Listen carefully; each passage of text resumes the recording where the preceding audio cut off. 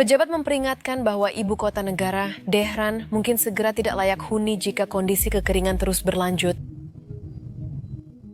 Lebih dari 15 juta warga Iran berada di ambang kehilangan nyawa mereka. Ini bukan akibat sanksi atau perang, tapi karena kehabisan air, negara itu terus mengalami kekurangan air parah. Presiden Iran memperingatkan jika kekurangan hujan berlanjut, warga Teheran mungkin harus dievakuasi meski ada pembatasan.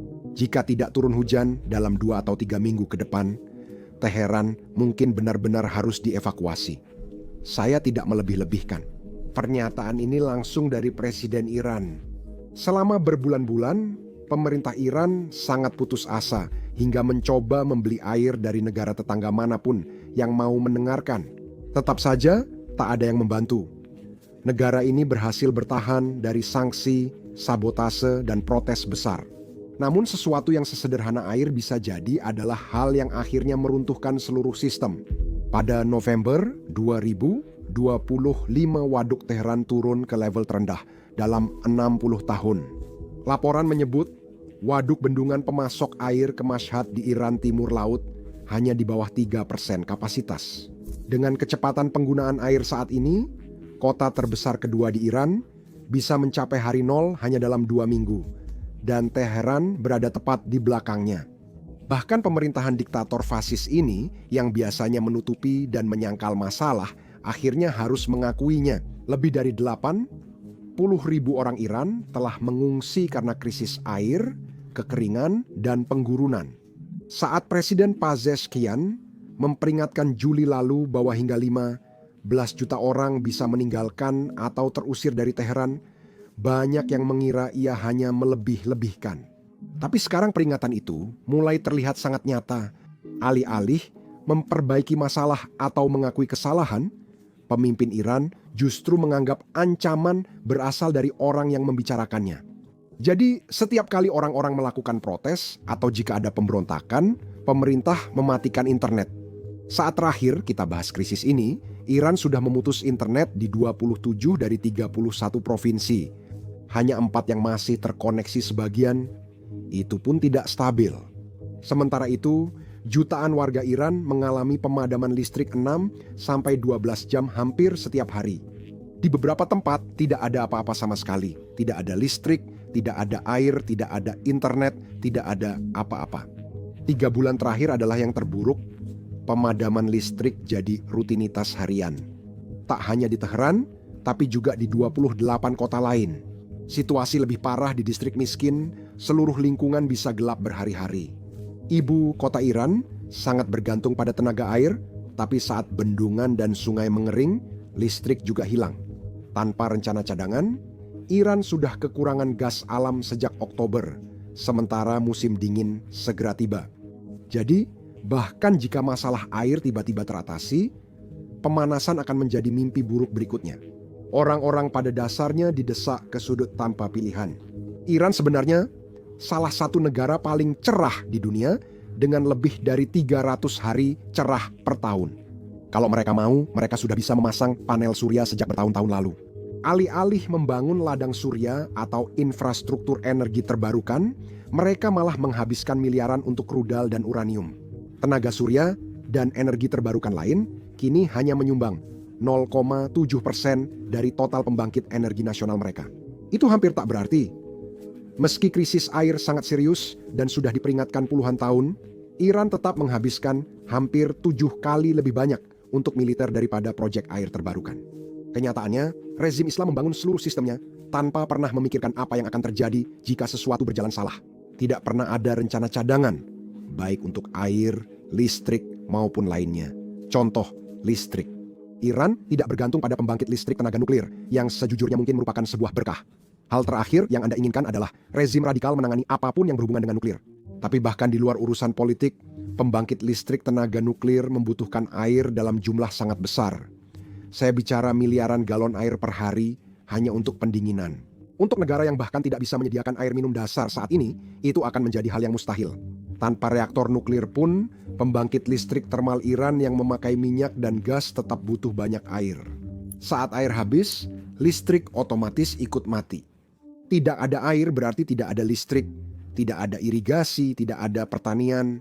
Dan begitu listrik mulai diputus, pabrik-pabrik melambat, lapangan kerja hilang, harga makanan melonjak, dan seluruh sistem mulai runtuh dari dalam.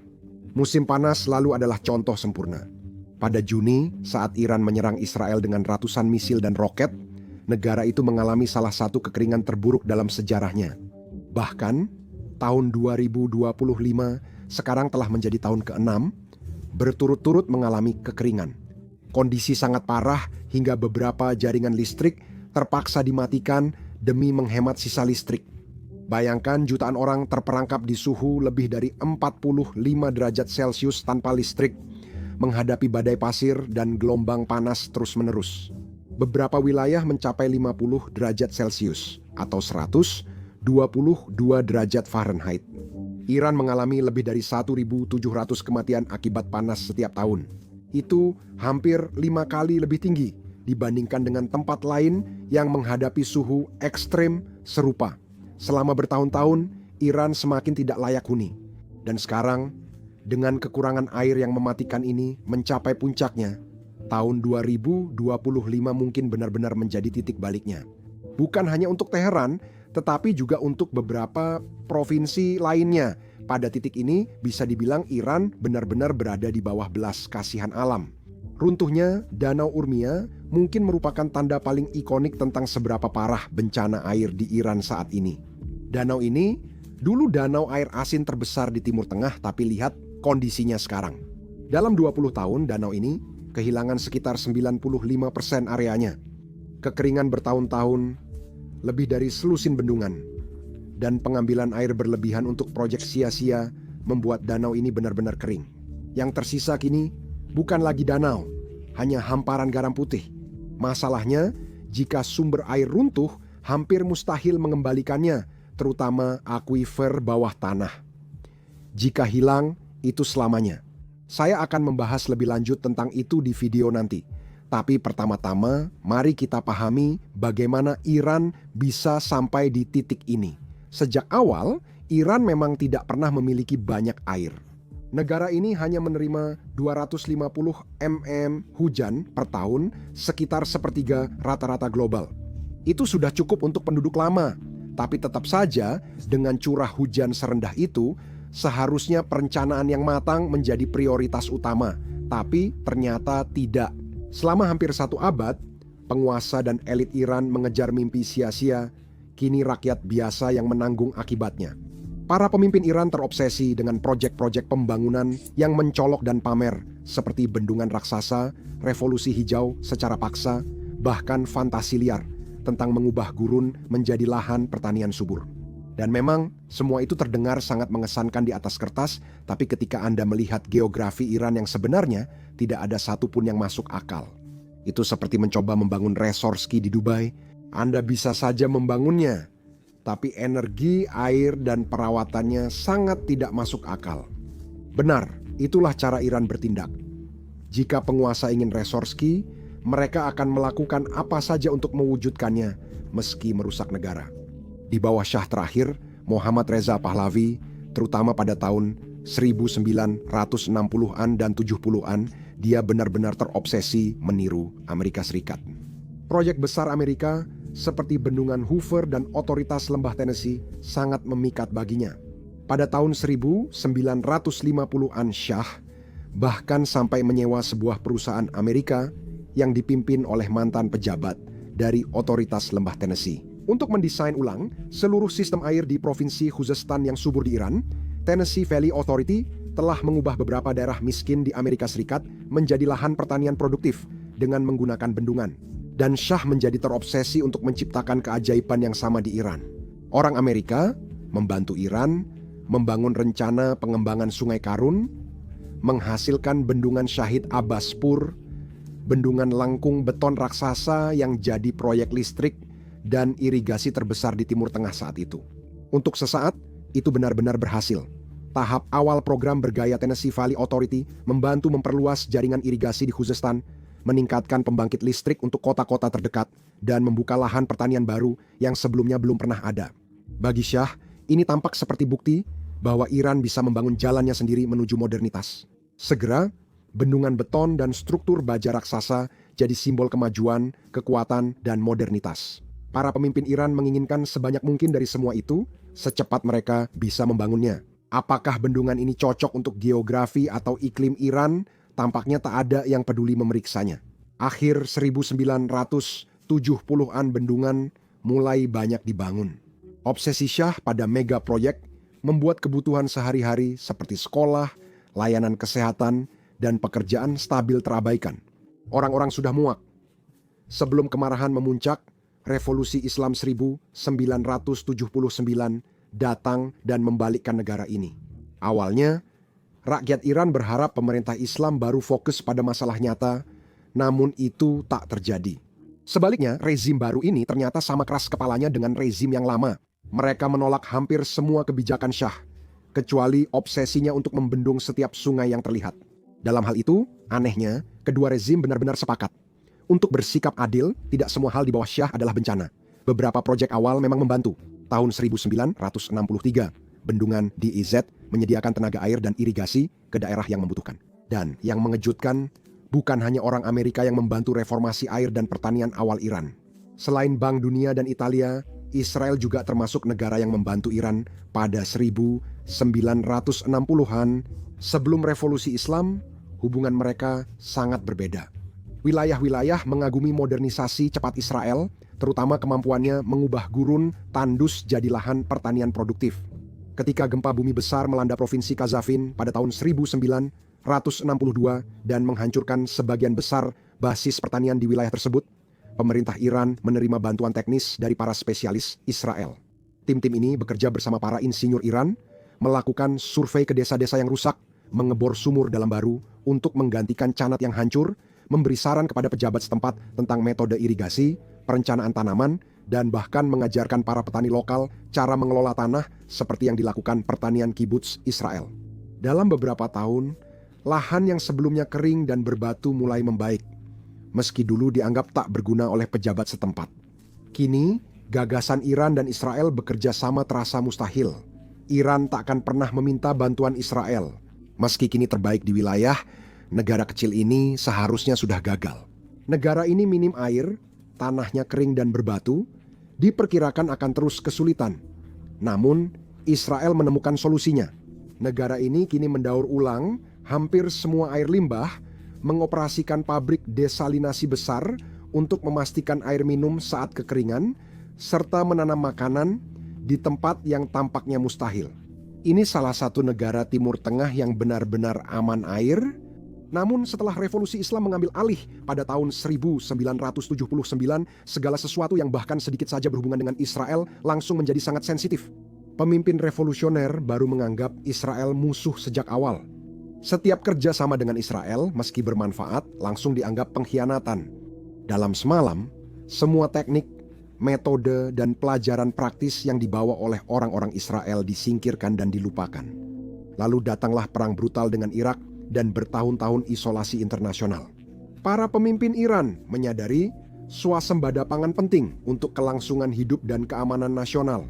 Ketergantungan pada gandum asing atau keahlian pertanian luar kini jadi kelemahan besar yang bisa dimanfaatkan musuh. Pemerintah akhirnya membuat versi revolusi hijaunya sendiri. Mereka mengebor ribuan sumur, memperluas lahan pertanian, dan mendorong petani menanam sebanyak mungkin di mana saja. Dan tentu saja memberi makan bangsa sendiri dan menjadi mandiri terdengar mulia. Namun, seperti proyek bendungan, revolusi hijau ini juga dijalankan tanpa perencanaan jelas, tanpa pelatihan, aturan bagi petani, pengelolaan air, atau pemahaman iklim Iran. Orang-orang membanjiri ladang dengan air tanah untuk menanam tanaman yang seharusnya tidak ditanam di wilayah itu.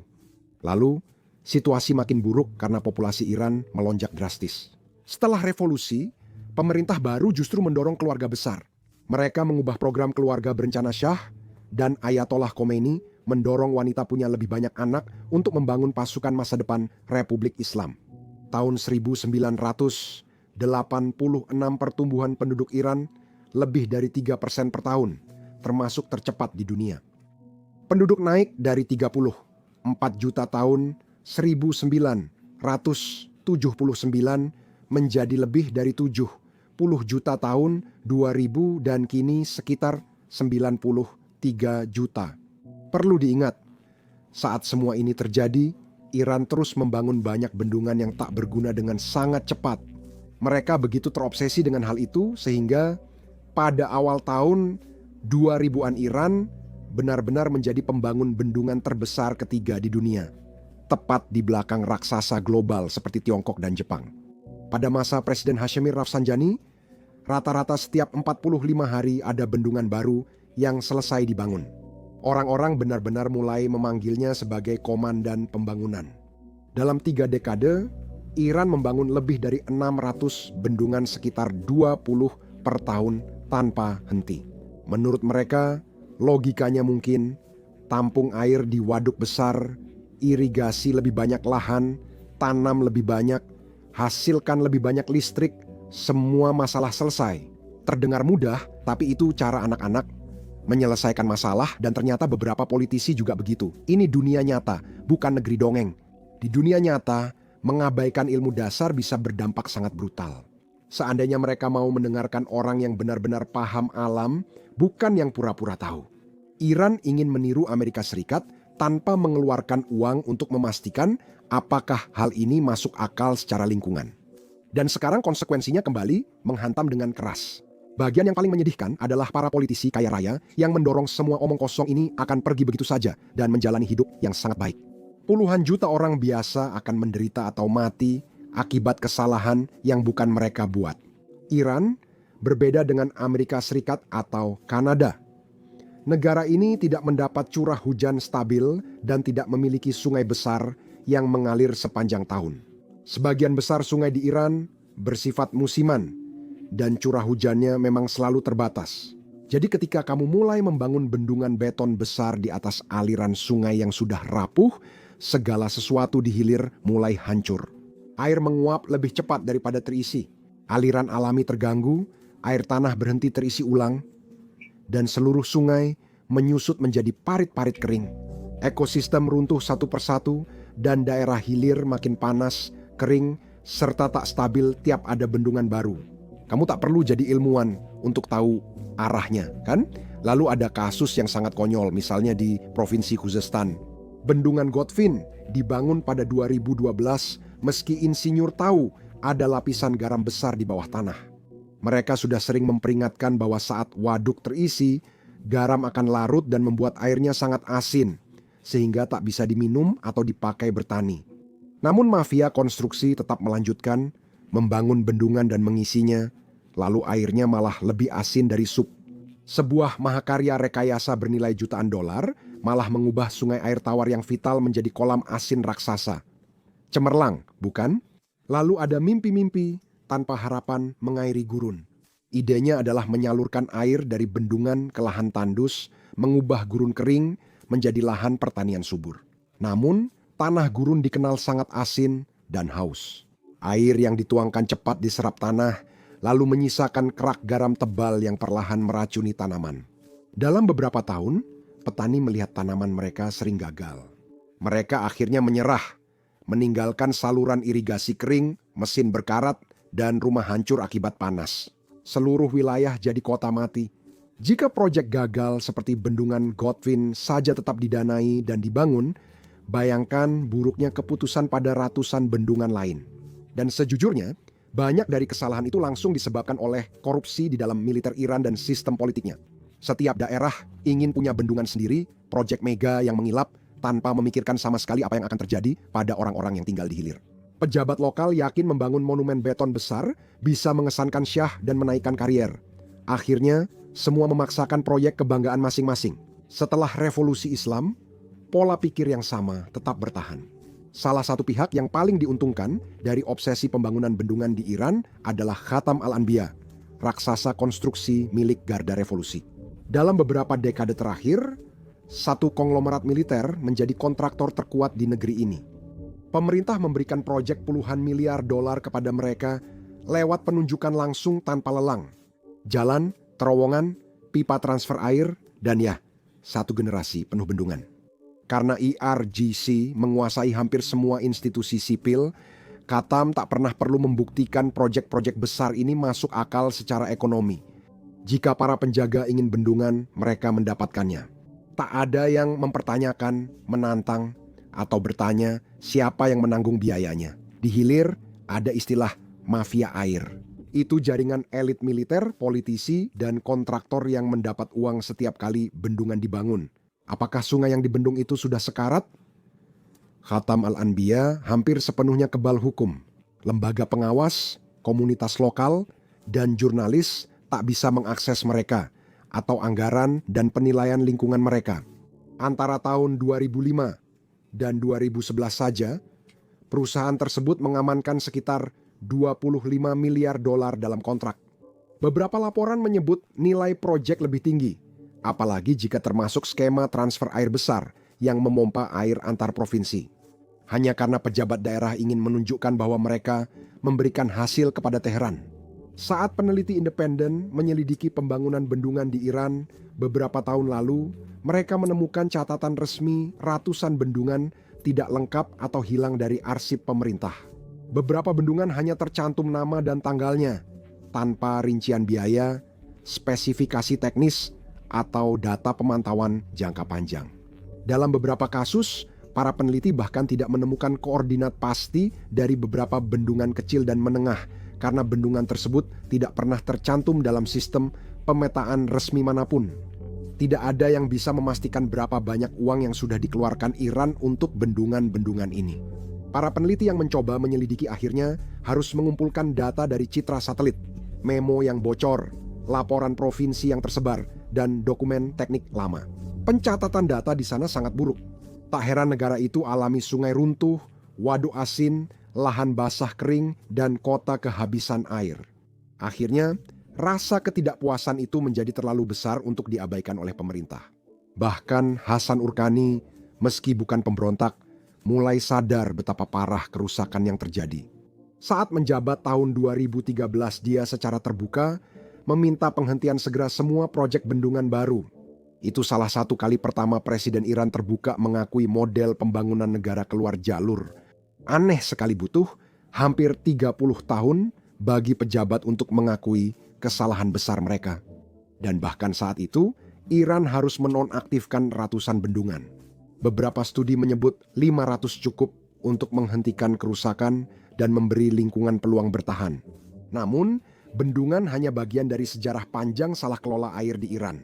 Seperti yang saya sebutkan, rezim Islam sangat terobsesi mencapai swasembada pangan dengan segala cara. Sekitar 90% air tawar dari bendungan digunakan langsung untuk pertanian. Bahkan anak kecil pun mungkin tahu bahwa kamu butuh banyak sekali air untuk bertani, setidaknya secara tradisional memang begitu. Namun, yang dilakukan petani Iran lebih ekstrim dari penggunaan biasa, karena metode mereka sangat ceroboh dan tidak efisien. Dan sebagian besar dari 90% air tawar ini hanya terbuang sia-sia. Efisiensi irigasi rata-rata nasional hanya sekitar 35%. Hampir 2/3 air berharga yang disiram ke ladang menguap atau terserap tanah sebelum mencapai tanaman. Sistem irigasi tetes modern dapat mencapai efisiensi di atas 90%. Seolah belum cukup memalukan memindahkan air lewat kanal terbuka dan pipa bocor membuang 12% lagi. Saya yakin para petani yang dulu bilang air hanya masalah generasi berikutnya, kini menyesalinya. Di banyak daerah pedesaan saat ini, para petani harus mengebor sumur yang semakin dalam setiap tahunnya. Namun, ada batas kedalaman pengeboran sebelum mencapai batuan dasar. Dulu air sumur didapat di kedalaman 50 meter, kini harus mengebor hingga 150 meter atau lebih jika masih ingin menemukan air.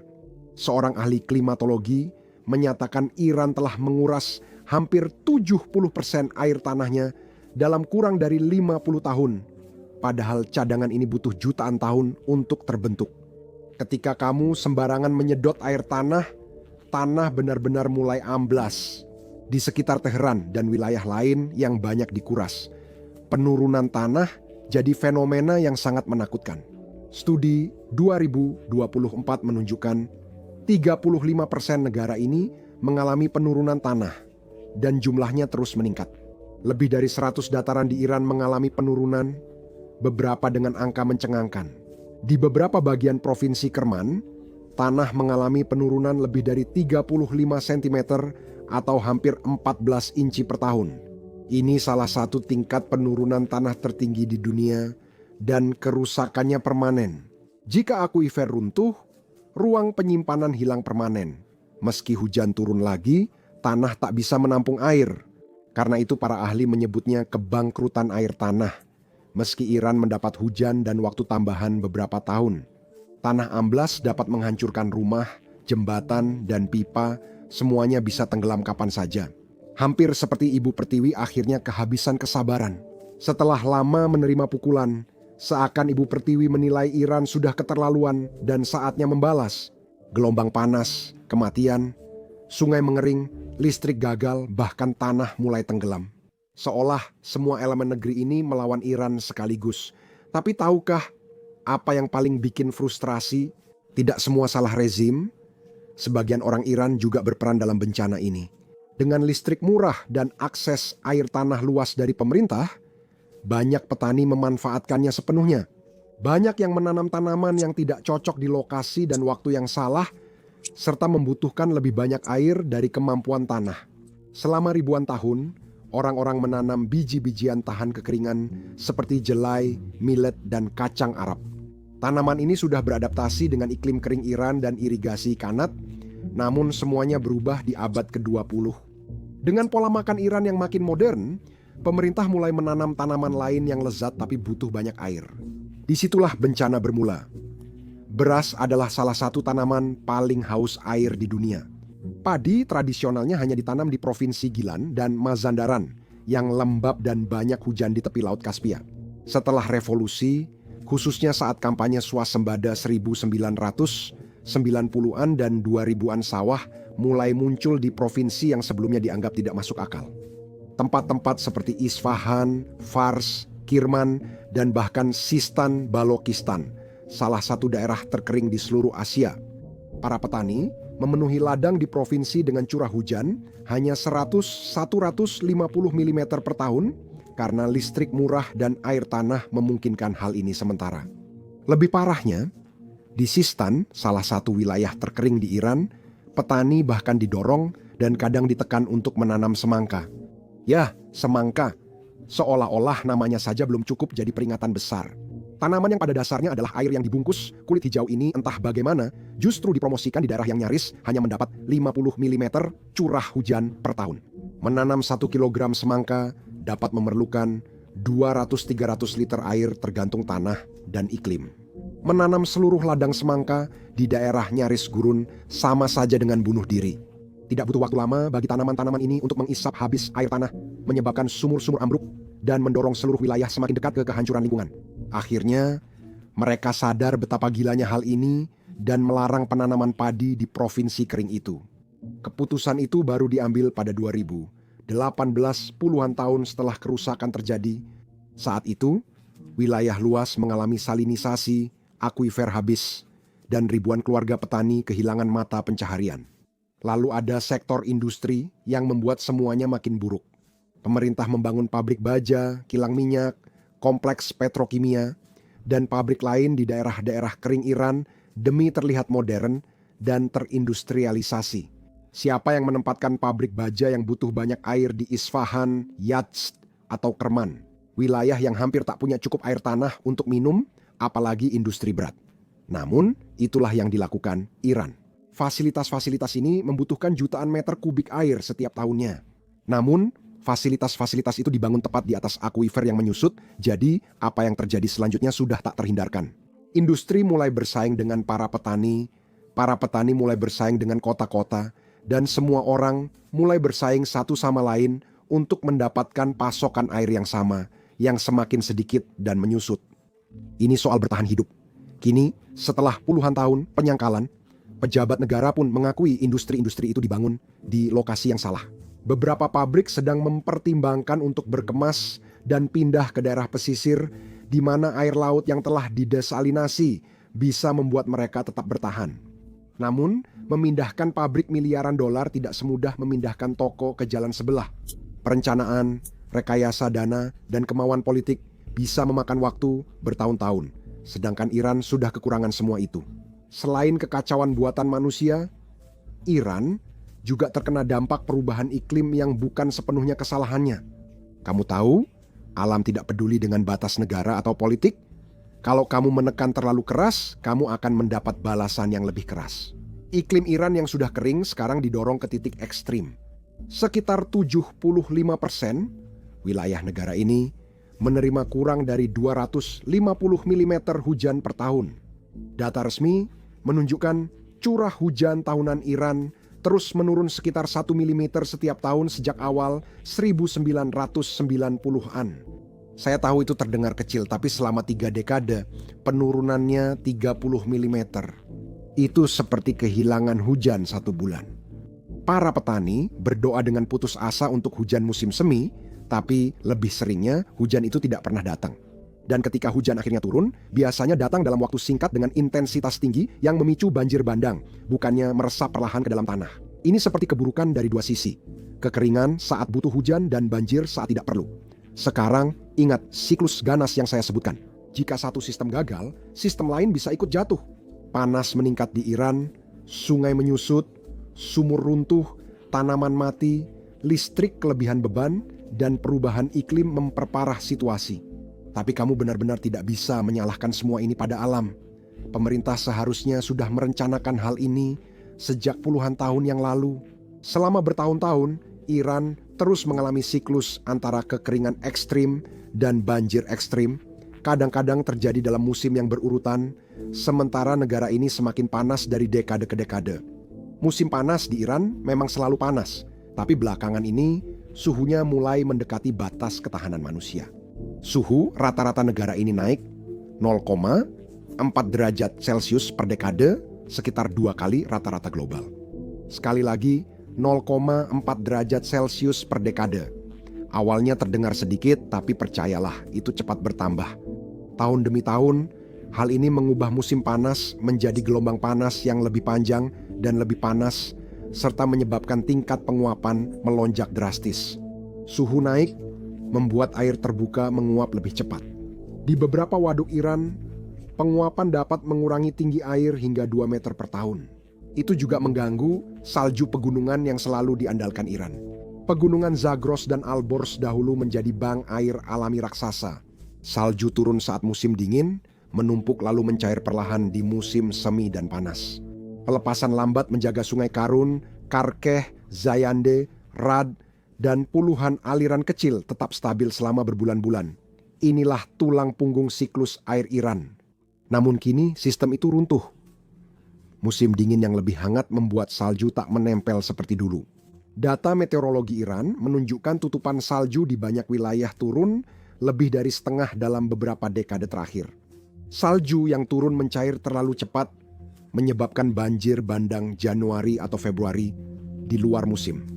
Dan setelah ledakan mendadak itu, pegunungan tidak punya apa-apa lagi untuk diberikan. Ilmuwan memperingatkan jika tren ini berlanjut, Timur Tengah bisa mengalami kenaikan suhu rata-rata 5 derajat Celcius di akhir abad ini. 5 derajat. Panas seperti ini membuat seluruh provinsi serasa oven. Kita membahas masa depan di mana keluar rumah sebentar saja melelahkan, bekerja di luar berbahaya, dan aktivitas seperti sekolah atau bekerja menjadi risiko fisik. Dan sejujurnya, itu pun hanya jika orang-orang di wilayah ini masih bisa bertahan hidup dalam beberapa tahun ke depan, karena mereka sudah terjebak dalam krisis air yang brutal yang sedang menghancurkan kehidupan saat ini. Dan bahkan dengan semua masalah yang menumpuk ini, masih ada lagi. Saat sungai, lahan basah, dan danau di Iran menghilang, tanah kehilangan pelindung alaminya terhadap debu. Angin mengambil tiap butir dan partikel, lalu mengubahnya jadi badai pasir yang membutakan dan mencekik. Badai-badai ini tidak hanya mengganggu, tetapi juga mematikan. Jumlah partikel mikroskopis yang mereka bawa sangat luar biasa, dan orang-orang akhirnya menghirup semuanya. Penyakit pernapasan, asma, dan infeksi kronis meningkat tajam di seluruh wilayah. Rumah sakit kewalahan, terutama saat musim angin 120 hari. Periode itu adalah saat gurun pasir seolah-olah terus-menerus menghembuskan napas di leher Anda siang dan malam selama berbulan-bulan. Dan apa yang telah dilakukan pemerintah tentang semua ini? Yah, tidak banyak. Setiap beberapa bulan, mereka membagikan masker menutup sekolah selama 1 atau 2 hari dan menyuruh orang-orang untuk tetap di dalam rumah saja.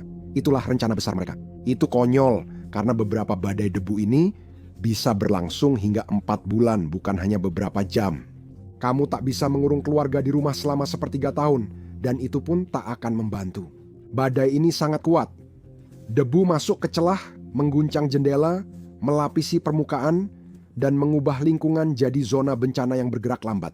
Penduduk di sana harus memilih antara melarikan diri atau bertahan dalam mimpi buruk yang selalu terjadi tiap musim panas. Pemerintah Iran sebenarnya sadar mereka menghadapi bencana besar. Namun, mereka hanya berdoa dan berharap masalahnya hilang sendiri. Dan memang, iman bisa sangat kuat. Tapi bukan tugas pemerintah untuk menghabiskan uang pajak rakyat lalu hanya duduk berdoa bersama yang lain. Saya serius, ini benar terjadi. Akhir 2021 petani di Isfahan protes karena sungai mereka kering total. Alih-alih memberi solusi nyata, Ayatollah Alamoholda, ulama garis keras dan mertua Presiden Raisi, malah memarahi petani putus asa dan menyarankan hanya berdoa lebih keras agar hujan turun. Anda mungkin bisa menebak bagaimana nasihat itu diterima. Sementara para petani melihat ladang mereka berubah menjadi debu. Bagi rakyat Iran biasa, kesabaran mereka sudah mulai menipis. Ini hanya memperparah keadaan. Bayangkan hidup di negara ini, bangun setiap hari dengan satu harapan. Anda hanya mendapat cukup air untuk bertahan beberapa hari lagi. Protes dan kerusuhan akan muncul jika pemerintah tak mampu menyediakan kebutuhan dasar seperti air dan listrik. Namun entah bagaimana mereka tetap punya waktu dan uang untuk berperang, menunjukkan solidaritas, dan menghabiskan miliaran untuk rudal. Contohnya Khuzestan, provinsi barat daya yang selama beberapa generasi jadi permata mahkota Iran soal air. Khuzestan memiliki Sungai Karun dan Karhe, 2 sungai terpenting di negara itu. Sungai-sungai itu mengairi pertanian, menopang kota, dan bermuara ke rawa Mesopotamia, salah satu lahan basah terkaya dunia. Namun, puluhan tahun pembangunan bendungan sembarangan, irigasi berlebihan, salah kelola, dan kekeringan yang meningkat perlahan mencekik sungai-sungai itu. Musim panas 2021 kerusakan tak terelakkan. Pada bulan Juli, dengan suhu yang melewati 50 derajat Celcius, seluruh kota mengalami keran air, mereka kering selama berhari-hari. Puluhan ribu orang tidak memiliki air minum di salah satu wilayah berpenghuni terpanas di bumi. Jadi, secara alami, orang-orang terpaksa melakukan protes. Awalnya, mereka memohon air, meneriakkan, "Kami haus," tapi itu tidak bertahan sopan terlalu lama. Dalam beberapa jam, teriakan itu berubah jadi protes anti pemerintah di seluruh provinsi. Bahkan Ayatollah Khamenei yang jarang mendukung Pemrotes hanya mengangkat bahu dan mengakui mereka pantas marah. Namun saat dia menyampaikan simpati yang diucapkan dengan hati-hati di televisi, pasukan keamanan berada di lapangan, melakukan apa yang selalu mereka lakukan, menembakkan peluru tajam ke arah kerumunan. Beberapa pemuda tewas, puluhan lainnya ditangkap, dan satu-satunya kejahatan mereka hanyalah memohon hak dasar untuk minum air saat berdiri di bawah terik matahari 50 derajat. Namun bahkan setelah penindasan itu, protes tidak berhenti. Orang-orang terus melanjutkan selama lebih dari seminggu. Warga di seluruh Iran, termasuk Teheran dan Isfahan, naik ke atap rumah pada malam hari untuk meneriakkan yel-yel solidaritas. Kekurangan air lebih mempersatukan orang daripada gerakan politik manapun. Kalau pemerintah tak bisa sediakan air, untuk apa ada pemerintah? Pihak berwenang awalnya ragu karena tahu buruknya menindas orang yang benar-benar kehausan. Namun akhirnya mereka kembali ke kebiasaan lama. Kekerasan dan janji dibuat, tapi tak ada yang berubah. Bahkan sekarang, Khuzestan tetap terjebak dalam kekeringan yang tak henti-hentinya. Rakyatnya masih haus, frustrasi, dan terlupakan. Setelah protes di Khuzestan, pemerintah rutin mematikan internet sebagai strategi utama. Setiap ada kerumunan, pihak berwenang memutus sambungan, kadang hingga seminggu atau lebih. Mereka membungkam kebenaran agar tak menyebar. Beberapa bulan setelahnya, pada November 2020, satu protes serupa terjadi di Isfahan.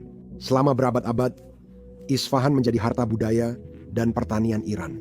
Sungai Zayandirut sangat ikonik, mengalir di bawah jembatan kuno seperti Kaju dan Siosepol, menjadi pemandangan indah yang dibanggakan Iran. Kini sungai itu hanyalah koridor berdebu dan retak karena sudah dikeringkan, dialihkan, dan dialirkan ke provinsi serta industri lain. Para petani di hilir menyaksikan sungai yang selama beberapa generasi menghidupi keluarga mereka itu tiba-tiba lenyap begitu saja. Akhirnya mereka pun tak tahan lagi. Mereka duduk damai di dasar sungai kering. Awalnya hanya petani dan beberapa tenda dekat jembatan Khashu. Namun dalam hitungan hari, aksi protes itu berkembang menjadi ribuan orang. Keluarga, pedagang, mahasiswa, semua orang ikut bergabung. Untuk sekali ini, suasananya tidak terasa seperti aksi protes. Rasanya seperti sebuah pertemuan umum besar, hampir seperti festival yang penuh dengan rasa frustrasi. Bahkan televisi pemerintah sempat meliputnya sebentar, sesuatu yang hampir tidak pernah terjadi. Tapi tentu saja, itu tidak berlangsung lama. Kerumunan membesar, teriakan berubah dari tuntutan air ke slogan politik, hingga kesabaran rezim habis. Pada 26 November, pasukan keamanan bertindak, membakar tenda dan meratakan perkemahan dengan bulldozer. Polisi menyerbu dengan pentungan dan gas air mata ke kelompok sekitar 500 orang. Ibu-ibu membawa anak mereka dan lari. Petani tua dipukuli. Aksi duduk damai semalam berubah jadi pertempuran, memicu kemarahan lebih besar. Menjelang malam dan berlanjut ke hari berikutnya, Isfahan meledak menjadi pertempuran jalanan sengit antara para pengunjuk rasa dan polisi anti huru-hara. Kerumunan marah meneriakkan slogan untuk membunuh pemimpin tertinggi dan bersumpah akan melawan. Para perempuan menghadapi petugas keamanan menuntut alasan penembakan terhadap orang yang hanya meminta air. Polisi tetap menembak, kini dengan senapan berpeluru gotri. Puluhan orang terluka, banyak terkena di wajah, beberapa kehilangan penglihatan permanen. Gambarnya sangat mengerikan hingga tak bisa kami tampilkan di sini. Dalam beberapa jam, video wajah berlumuran darah menyebar luas, lalu pemerintah memutus akses internet di wilayah itu. Dalam hitungan hari, protes ini langsung dibungkam. Pihak berwenang kembali berjanji air akan kembali dan kanal dibuka, tapi tak ada perubahan berarti. Petani Isfahan masih menunggu. Khuzestan masih kehausan. Untungnya, protes-protes ini sekarang mulai menyebar ke seluruh negeri. Mari kita bahas mengapa negara tetangga Iran enggan membantu meski jutaan nyawa terancam. Jawaban sederhananya adalah Iran sudah membakar terlalu banyak jembatan. Hubungannya dengan negara-negara seperti Afghanistan dan Irak telah tegang selama beberapa dekade. Secara geografis, Iran terjebak di posisi yang sangat buruk. Iran berada di hilir beberapa sungai yang mengalir dari Afghanistan, tetapi juga berada di hulu sungai-sungai yang mengalir ke Irak. Jadi ketika semua orang di sekitarmu berjuang mati-matian untuk setiap tetes air terakhir, terjebak di tengah-tengah seperti Iran membuat situasi yang sudah buruk menjadi jauh lebih parah. Karena kamu bisa saja berakhir dipukul dari kedua sisi. Faktanya, hal ini sudah menyebabkan bentrokan diplomatik dan bahkan baku tembak. Contoh terbaiknya adalah Sungai Helman atau Herman menurut orang Iran. Sungai ini mengalir dari pegunungan Afghanistan ke Sistan, Balochistan, salah satu tempat paling kering di dunia.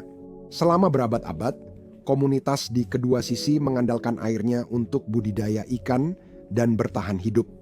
Secara alami, perdebatan tentang siapa yang mendapatkan berapa banyak air sudah berlangsung sejak lama. Sejak 1800-an Inggris sudah terlibat dalam urusan Afghanistan. Untuk mengakhiri pertikaian, kedua negara akhirnya menandatangani perjanjian pada tahun 1973 yang menjamin Iran mendapatkan jatah tahunan tetap. Pada saat itu, perjanjian tersebut tampak seperti kompromi yang cukup adil. Tetapi perjanjian itu dengan cepat menjadi tidak berarti. Karena Afghanistan terjerumus ke dalam kekacauan selama puluhan tahun. Kudeta politik, invasi Soviet, perang saudara, pengambil alihan Taliban, invasi Amerika Serikat hingga Taliban kembali berkuasa, membuat perjanjian itu akhirnya dilupakan. Kini, Taliban kembali menguasai Kabul. Dan mereka bertekad untuk tidak melepaskan sedikit pun air yang sangat mereka butuhkan untuk diri mereka sendiri. Mereka membangun bendungan besar seperti Kajaki dan Kamahan untuk menampung air di wilayah kekeringan. Bagi mereka, ini soal bertahan hidup. Afghanistan menghadapi kekeringan parah dan berusaha memastikan rakyatnya cukup air. Namun di Iran, bendungan-bendungan ini justru memperburuk situasi yang sudah buruk. Bagi Iran, perjanjian 1973 yang menjamin jatah air Sungai Helman seakan tidak pernah ada. Teheran menuduh Afghanistan melanggar perjanjian, namun Afghanistan membalas bahwa waduk mereka hampir kosong dan airnya tidak cukup untuk dialirkan ke hilir. Ini adalah pertarungan antara dua negara yang sama-sama putus asa. Keduanya yakin mereka benar dan keduanya terlalu haus untuk berkompromi. Pada tahun 2023, Iran sudah kehabisan kesabaran dan kehabisan pilihan. Muak dengan janji-janji kosong. Presiden Raisi memperingatkan Taliban agar segera memberikan hak Iran atas air Sungai Helmand atau akan ada konsekuensi. Taliban meminta Iran menjaga nada bicara mereka, sehingga ketegangan di wilayah ini meningkat. Selama beberapa minggu, tentara kedua pihak saling menembak di perbatasan. Saat situasi mereda, 2 penjaga Iran dan 1 pejuang Taliban tewas dalam bentrokan perbatasan Iran-Afghanistan terburuk dalam beberapa tahun terakhir. Kedua pihak lalu menyampaikan pernyataan sopan terkait pembentukan komite bersama dan kerjasama ke depan. Seperti negosiasi air lain di wilayah ini, tidak ada kemajuan. Iran juga punya alasan kuat tak percaya Taliban. Akhir 1990-an pemerintahan Taliban menutup bendungan Kajaki akibat perselisihan politik, membuat aliran Sungai Helmand ke Iran nol. Semalam, sebagian Sistan Balochistan kehabisan air. Tanaman mati, ternak tumbang akibat panas. Seluruh komunitas menderita. Orang-orang Iran tidak pernah melupakan hal ini. Mereka tahu Taliban bisa dan akan menggunakan air sebagai senjata melawan mereka. Begitu hal itu menguntungkan mereka. Lucunya, Iran percaya diri membangun 4 waduk besar di Sistan demi menyimpan air Helmand yang dijanjikan. Namun air tak pernah datang. Kini waduk-waduk itu benar-benar kering dan terbengkalai. Sekarang, setiap musim panas, Iran dengan cemas menunggu. Apakah Afghanistan akan melepaskan air? Atau apakah Iran harus mengirim delegasi marah lagi ke Kabul? Air ini adalah sumber kehidupan bagi puluhan ribu orang di Sistan. Tak perlu banyak imajinasi untuk melihat ketegangan cepat berubah jadi konflik. Pejabat Iran dan media lokal mulai memakai istilah perang air. Alasan dibaliknya pun mudah dipahami. Tahu apa yang ironis? Hal yang Iran tuduhkan ke Afghanistan justru dilakukan Iran ke Irak. Di barat, Iran mengendalikan beberapa anak sungai yang mengalir ke Sungai Tigris di Irak. Dalam dekade terakhir, Iran membangun bendungan, membuat terowongan, dan mengalihkan sungai-sungai ini ke wilayahnya tanpa memberitahu Baghdad. Sejak 2020, proyek Iran, seperti Bendungan Darun, telah memangkas aliran Sungai Sirwan hingga 85%, meninggalkan seluruh distrik di Kurdistan Irak menjadi kering, dan itu bahkan sebelum Anda menambahkan jaringan bendungan besar milik Turki dan Suriah di hulu. Irak terjepit dari segala arah, dan Iran adalah bagian dari tekanan itu. Konsekuensinya telah menjadi bencana. Tahun 2018 Basra, dengan lebih dari 2 juta penduduk, mengalami bencana air terburuk dalam sejarahnya.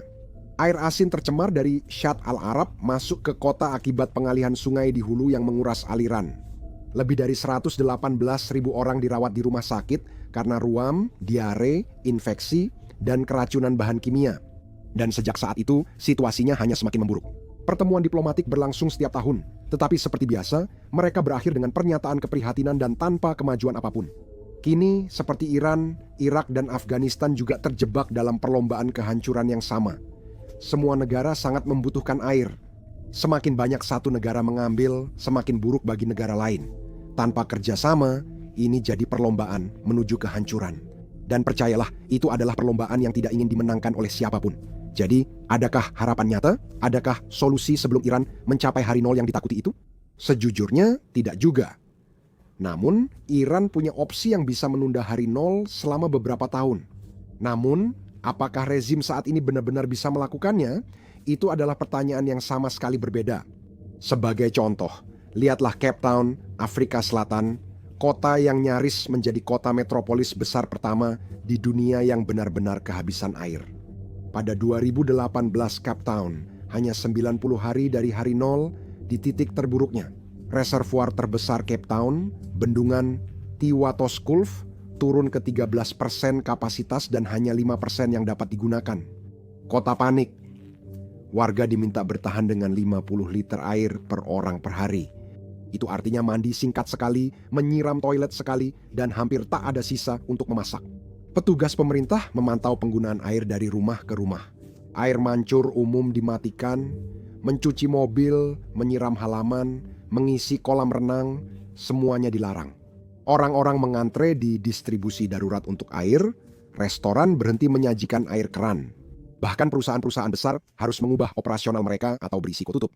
Cape Town membangun unit desalinasi darurat, mendaur ulang air limbah, dan menggali sumur baru. Setiap tetes sangat berarti.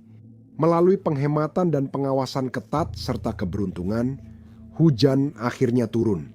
Waduk-waduk terisi kembali secukupnya, dan hari nol pun diundur, lalu diundur lagi, sampai krisis itu berlalu. Iran seharusnya mulai melakukan hal yang sama bertahun-tahun lalu, jauh sebelum musim panas 2025, namun sekarang sudah terlambat. Beberapa tempat sudah melewati titik tanpa kembali. Di Sistan saja, seluruh desa telah lenyap. Hampir 30% penduduk pindah ke pinggiran atau kota terdekat demi mencari air. Pola ini terulang di Yardes Esa, Kerman, Khorasan Selatan, Khuzestan, dan bahkan di sekitar Teheran. Negara ini sedang kosong dari dalam. Bertahun lalu, Isa Kalantari, mantan Menteri Pertanian Iran dan pakar lingkungan terkemuka, memberi peringatan yang seharusnya mengguncang bangsa. Dia menyatakan jika Iran tetap di jalur ini, sekitar 50 juta orang atau 70% penduduk bisa terpaksa bermigrasi demi air.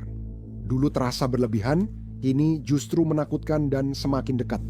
Solusi tercepat yang dapat diandalkan Iran sekarang adalah desalinasi. Iran punya garis pantai luas. Dengan akses ke Teluk Persia dan Teluk Oman, negara-negara seperti Arab Saudi dan Uni Emirat Arab sudah sangat bergantung pada air laut hasil desalinasi. Iran seharusnya bisa mengikuti jalur yang sama. Rezim itu menghamburkan miliaran untuk rudal, milisi, dan operasi militer luar negeri, sementara desalinasi nyaris tak diprioritaskan. Alternatifnya, bisa bernegosiasi impor air dari negara tetangga atau membayar Afghanistan agar melepas lebih banyak air. Namun, jembatan itu telah lama hancur dan hubungan makin memburuk sejak saat itu. Tak ada yang percaya Iran hingga mau menjual air, meski mereka punya kelebihan. Tapi, misalkan Iran benar-benar sampai hari nol, kemana puluhan juta orang akan pergi? Bagaimana memindahkan 10 juta orang hanya dari Teheran? Di mana mereka tinggal?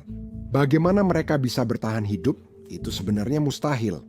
Jika waduk-waduk Teheran benar-benar kering dalam beberapa minggu ke depan, pemerintah tidak akan punya pilihan selain mematikan layanan air dan memberlakukan pembatasan air yang sangat ketat. Truk tangki air akan didatangkan dari berbagai sumber, seperti pantai Kaspia, impor darurat, atau sisa air tanah yang tersedia.